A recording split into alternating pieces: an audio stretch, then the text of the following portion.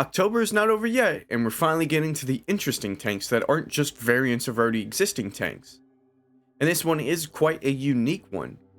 It was released around the same time as the Sturmtiger line and is basically their premium representative for the line. That would be the Tier 7 German premium tank destroyer, the Kreacher. Right off the bat, this tank is different to that of the tech tree, as those are all case-mated tank destroyers, but this tank has a turret, and it's basically a Panther with a Brumbar's gun. Which may sound odd as the Brumbar is Tier 6 and this is a Tier 7, but of course it has slightly better stats. But does it hold up at the next tier above? And does it compete with the likes of the Sturmpanzer? While the Sturmpanzer gets a 21cm gun, this one is still rocking a 15cm or 150mm gun. It's a big caliber, but it's a derpy gun at this tier. Because of its derp gun nature, we're going to look at the ammo up front. It does have 660 alpha damage on its HE rounds, which are its primary and secondary rounds. Both HE rounds have the same penetration at 85, and they differ in shell speeds and blast radius. With the first round having better shell velocity by only 14 meters per second, and the second round having better blast radius by 0.45 meters. This makes the second HE round better, as it will have a better chance to do more damage with that bigger blast radius. But if you're looking for a penning round, you're only going to get 180mm of penetration from its premium heat rounds that do 580 alpha damage. This is the slowest round with only 400 shell speed, but they're all really close in speeds that it doesn't really matter. 180mm of penetration sounds low for a heat round, even at this tier, and it definitely is, only being 5 more pen than the Brumbar before it. The HE rounds are only 10mm better in penetration than the Brumbar, and even the shell speeds are all only 10 meters per second quicker, which isn't much, so it's not that much of an increase to feel nicer at a full tier higher. It's something that definitely holds the tank back. But I mean, it's a derp gun, so it's for good reason, right? Although the Dreadnought exists, so I guess there's that. And that one hits harder, but I'm all for the Kreacher's take on a tier 7 150mm to be honest. At least when we look at the other statistics of this tank compared to the Brumbar, it starts to feel better as an up-tiered version at the very least. Its reload is quite a bit better with 17 seconds, and that gives it a DPM value of 2330. But of course that's with its HE rounds. With the heat rounds, the DPM drops to 2047. This is quite a bit better than the Dreadnought at least, with that tank's 1827 DPM. As for the gun handling, this tank does fare a bit better with its .45 base accuracy, which is way better than that of the Dreadnought, and better than the Brumbar thankfully too. But being a turreted tank, it does have worse aim time than the Brumbar, but it really doesn't make a difference with 2.7 seconds of aim time. What this tank has that the tech tree line doesn't have is gun depression with 8 degrees, and even though the way this tank is played it may rarely get utilized, it's always something nice to have on a tank for flexibility purposes. The gun may be a derp gun, but with its stats in 6.0 it's not terribly hard to hit, especially when shooting HE, which allows you not have to aim to pen. It's a matter of staying in the fight to continue to hit those rounds that matters more. And this tank mostly relies on its HP and poking to stay in the fight. It is the third healthiest tank destroyer with its 1000 HP, only being beat by the British bunker tanks the AT-7 and AT-15A. This allows you to take an extra hit or two in comparison to most other tank destroyers at this tier, especially given the low alpha guns you can encounter at mid tier. The armor though won't hold up, being like a Panther, kinda like the Revenant with a stock turret 2 that only has 110mm of mantlet armor with nothing behind it. This does have spaced armor all over the tank, with many 5mm, 10mm, 15mm, some 20mm, one 30mm plate, and some 40mm spaced armor. The biggest one seemingly doing nothing for you as it juts out directly at the enemy and covers nothing of value. It's clear the spaced armor was purely cosmetic and not intended to make you armored in the slightest. The strongest part is actually not even the 40mm plate, but the 30mm plate only on the left side of the tank that might block a heat round for you at some point. All this spaced armor does is make HE less effective against you, not that you should be worrying about side HE shots in the first place. You still don't take HE damage well though, this stuff will just help against full pens from time to time. This isn't armor to rely on, and with a big gun and long reload, your best bet is to be only visible during the times you're firing and nothing more. And thankfully the mobility on this tank allows for decent enough speeds to get in and out of cover relatively quickly. You have a top speed of 55 kilometers an hour, and can roughly get there after some time. With 700 horsepower, your power to weight ratio does hit my 15 power to weight ratio threshold of a decently mobile tank with 15.26. It's good speeds for what this tank is, I would say. It's not at all a slug, and with a turret it makes those speeds feel even better than they would on a non-turreted tank, especially with this tank's 24 degrees a second track traverse speed. I honestly didn't feel the turning was that bad, but it's because you have that turret for leniency that you wouldn't get on something like the Tech 3 Sturmline. Its spotting capabilities are obviously not going to be great though. It is a tank destroyer, and although some tank destroyers have great view range at these lower tiers, especially some German ones like the Sturmil, the Sturmline does not, and this tank follows suit with the line. It only has 350 meters view range, which is pretty bad.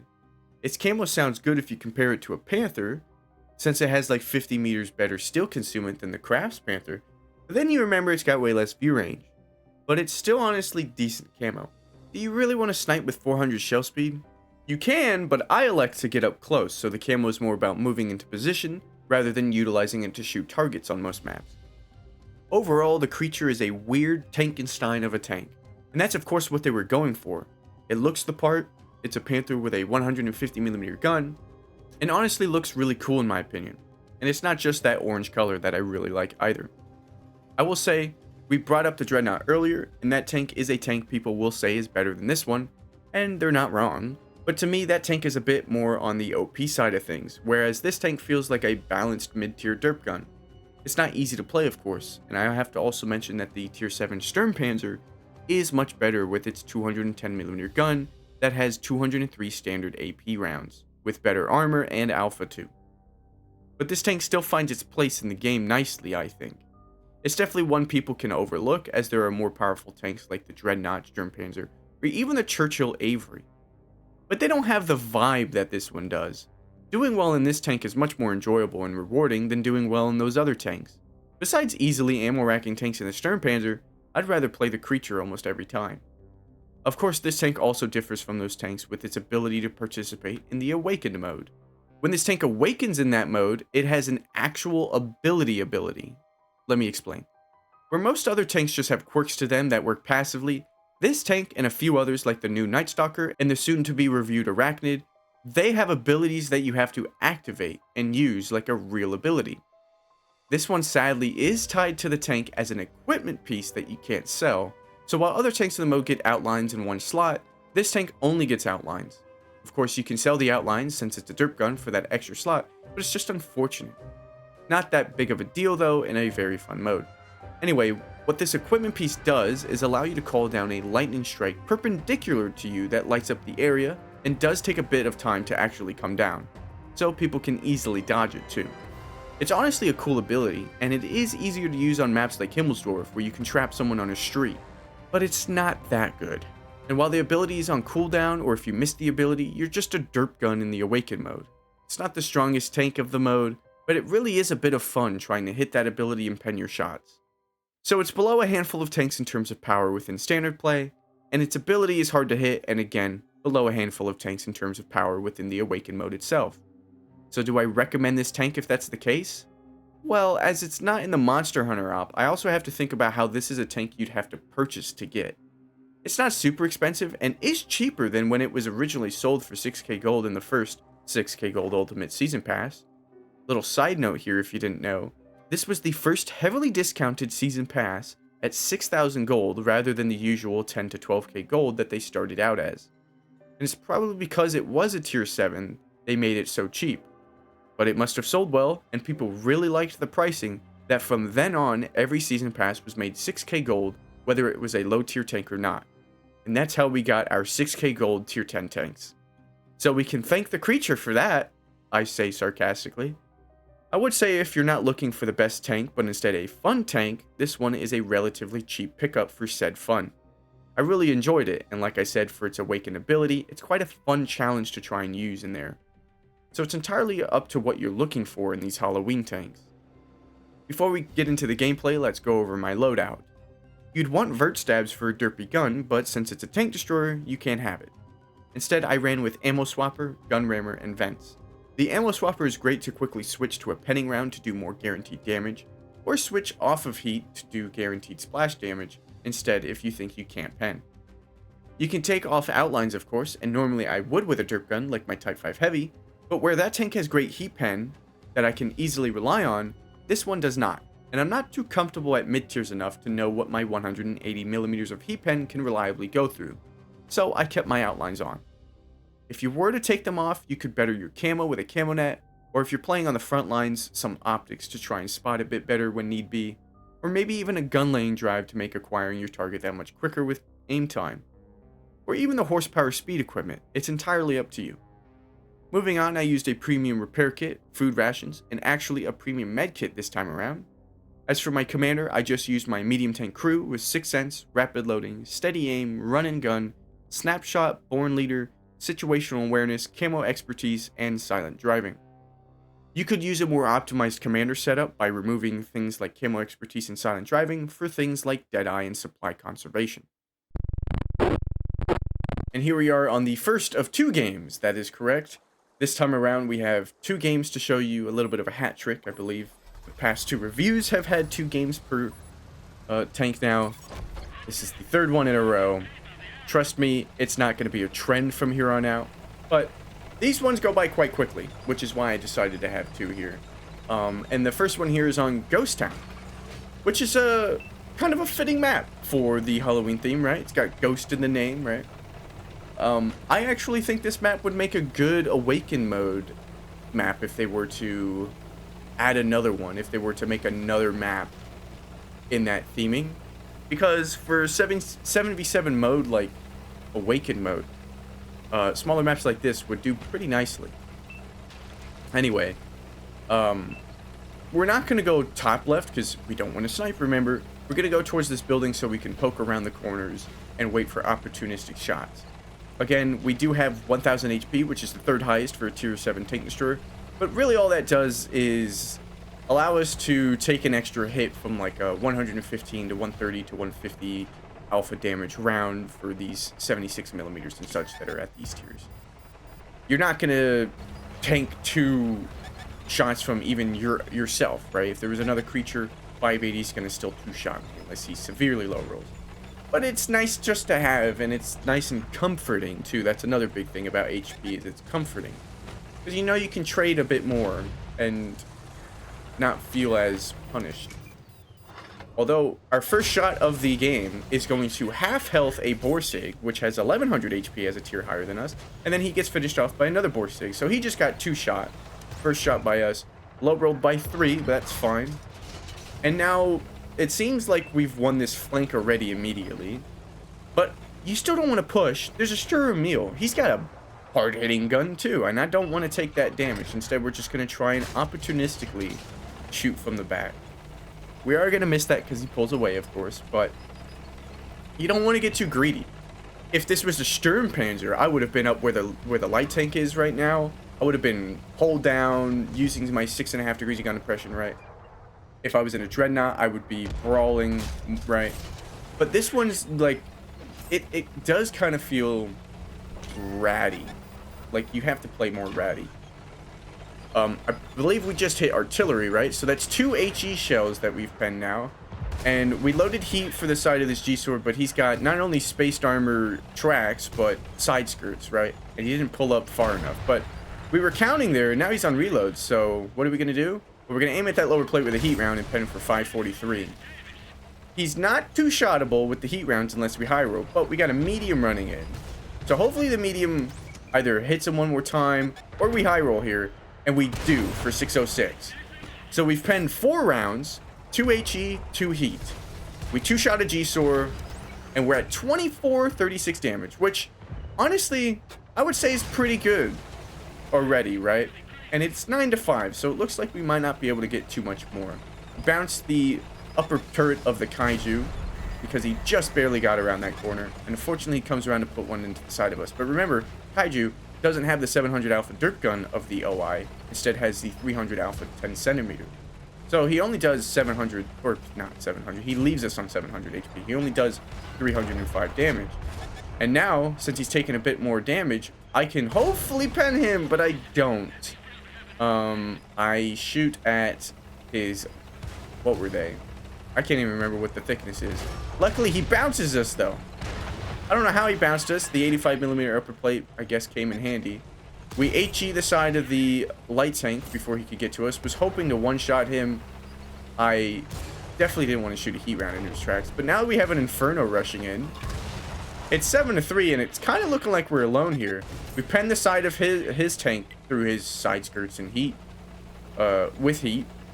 For a nice bit of damage. We're at 32-13. He has a 440 alpha gun. He really severely hurt us, and he obviously can one-shot us now. We put ourselves to 37-34 damage, though, and are we going to get away in time? Ooh, we do. How do we get more damage out of this? He only has 37 HP. He just fired. I'm actually, thankfully, not going to shoot at him with HE, but instead, there's a pretty healthy Dreadnought, so why don't I poke the corner, aim a little bit, and bam, 541. Another heat round pen for 4,275 damage. Great. Play like a rat, give us as little as possible while you're reloading, and end up doing 4,000 plus damage for 1768 base XP. Now, being as tier 7, I expect this to be a first class, right? And as with the last review, I can't leave it at a first class. I want to do more. I was enjoying this tank, unlike some other ones, and so I thought, why don't we try again? And would you guess it? We got another Ghost Town game. Seems like Ghost Town's good for this tank. And it really is.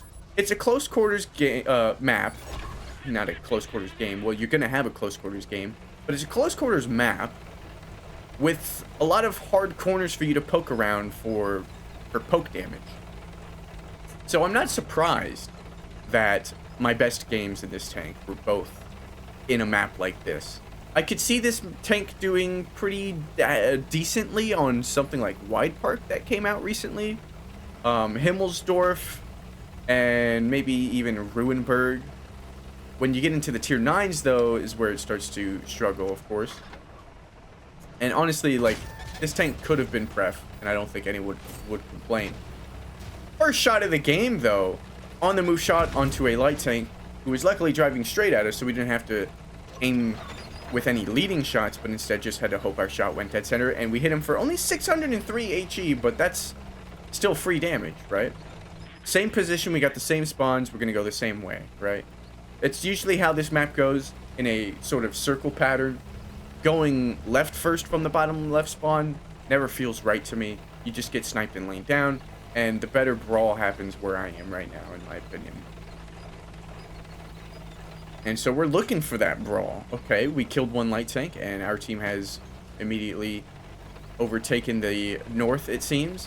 Where are their brawlers? The fact that I have tanks to my left tells me I won't get shot to my left, so instead I pull out here. We loaded HE to try and hit that T-28, but then we decided to load heat to pen the side of a KV-3, and we set him on fire, putting us already at 1429 damage and a kill, with 2 shots fired. So 180 millimeters of heat pen has been working out very well for us. And then that's because even though it is a low amount, it's still a good amount of pen. And it's a heat round too, so you have the benefits of heat. Like I said earlier, we loaded HE for the T-28 Proto because I know for a fact I cannot pen him. Or even if I can, it's going to be quite difficult. So instead I just go for the HE rounds. Ammo swapper real quick because this IS-22 is just going to give us his side. We hit the upper side of the hole so we didn't have to go through the tracks, and boom, another penning shot. Reload HE again for the, well, it's not a T-28, but it's Demolisher, but we hit his gun, unfortunately. And even though we have a 4-meter blast radius, it wasn't enough to do any bit of damage to the tank. That wasn't a blocked shot, that was just we didn't hit with the blast radius onto the tank. It was just a gunshot. There we did like 160 damage. And here, like, the DPM's pretty decent to be able to shoot down, hold down tanks quite quickly. Now, he is an autoloader, and I don't know if we're counting at this point. And again, we hit his gun. That's 2 shots from him, though. So he's got 1 more. I could either go out and trade that shot or wait for him to shoot it. But he might be on reload, so I definitely still want to peek to do some damage. That one, he still had a shot in. He low rolled us by quite a bit. And our shot just went like straight into the ground. Now, unfortunately, there, you can see I was going to switch to a heat round. Or did I? I don't even know. But that little spaced armored building, it's like it acted as spaced armor for him. That little outhouse there covered his side quite effectively for me. And since I don't have an AP round, I have an HE and a heat round. That made that shot quite hard to hit. We take a snap at the light tank. That would have been funny to hit. That would have been 2 in one game. And this one's a lot closer at this point in time. It's 9-7, whereas we were already like winning quite heavily before. I switched to the heat round, and luckily I had outlines there because you could tell with my hesitation, with my time to switch to that heat round, you could tell that I was like, why is my reticle yellow? It's a KB3. Like, I think I should be able to pen that. And I was able to pen it. I just had to switch to my heat round. So outlines also helped me in that regard to let me know that I'm on the wrong round, right? If it's yellow and I think I can pen it, then it's probably because I'm on the wrong round. Now, Canonian Jagdpanzer, easy shot into that tank. Again, we switched to the heat round and we penned the T-20. And we're now at 4,200 damage with 1 kill. And a bit of assisted this time around. And there's 2 tank destroyers left, but I don't believe I'm going to get any more damage. Now, you can see that last game was a tier 8 game, and so is this one. Obviously, with Ghost Town. Actually, no, it can see tier 10s. What am I saying? Right? Oh, boy. Anyway, they were both tier 8 games, and do we remember the base XP of the last one? It was 1,700 something, right? 1,763. This one, despite doing less damage, and we also got 1 kill in both, we actually got a much higher base experience with 1991. So you would think I got my ace tanker I wanted for you guys, right? Right? Well, no. What? Nearly 2,000 base XP? Oh. I called it there, though, because I had other tanks to play, and 1991 to me was good enough. And I do find it funny that both of my games here were on Ghost Town, so... But there's the creature for you. It's a fun tank. I appreciate you watching. Thank you for watching. I will see you in the next one, and take care.